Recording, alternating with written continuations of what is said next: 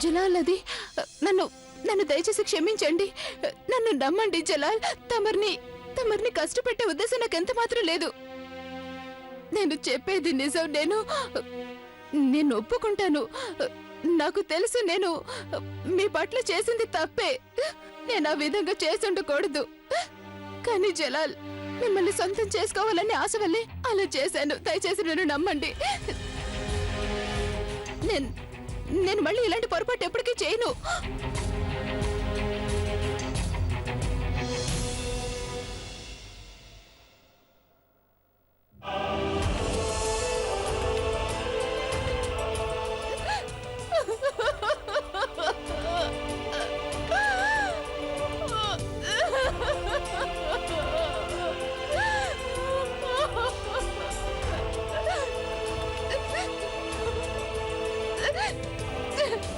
జరిగిందంతా మర్చిపోండి మీరు. మేం కూడా మర్చిపోతాం. మీతో చదరంగం వాడి చాలా రోజులైనట్టుంది కదా. రండి, చదరంగం వాడదాం. రండి.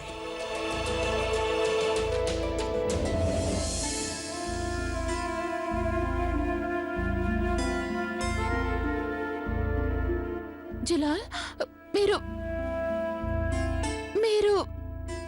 నిజంగానే నన్ను క్షమించేశారా? నేనేమనుకున్నానంటే మీరు నన్ను శిక్షిస్తారనుకున్నాను.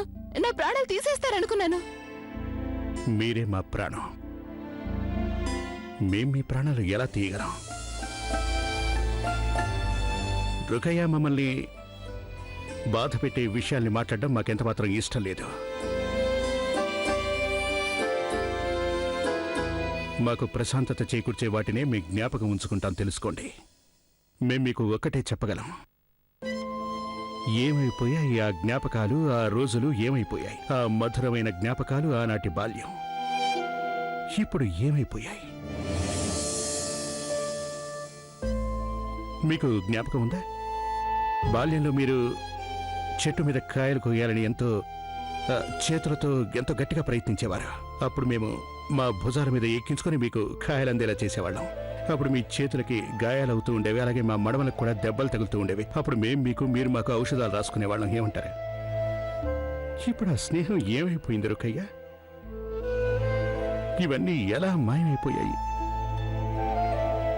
ఆ జ్ఞాపకాలు, ఆ నమ్మకాలు.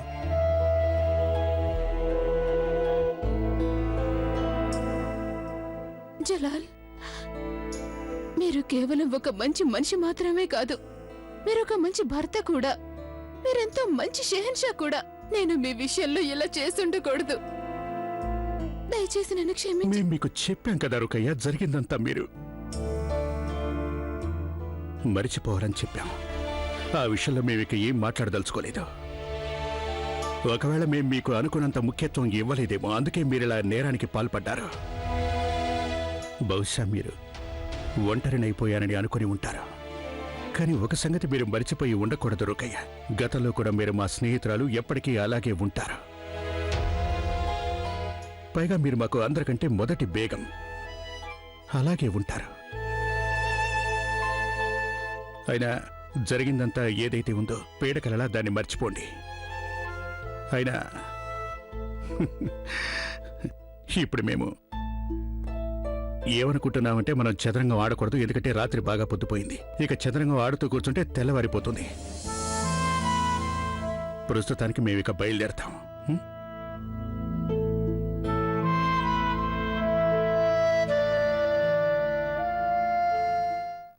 కానీ ఒకటి మాత్రం చెప్పక తప్పదు రుకయ్య.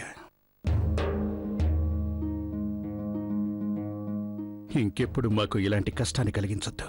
అలాంటి వాటిని మేము తట్టుకోలేము రుకయ్య.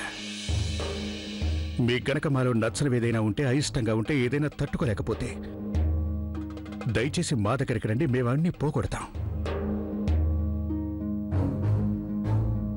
ఇక ఎన్నడూ దయచేసి మమ్మల్ని వంచన మాత్రం చేయకండి.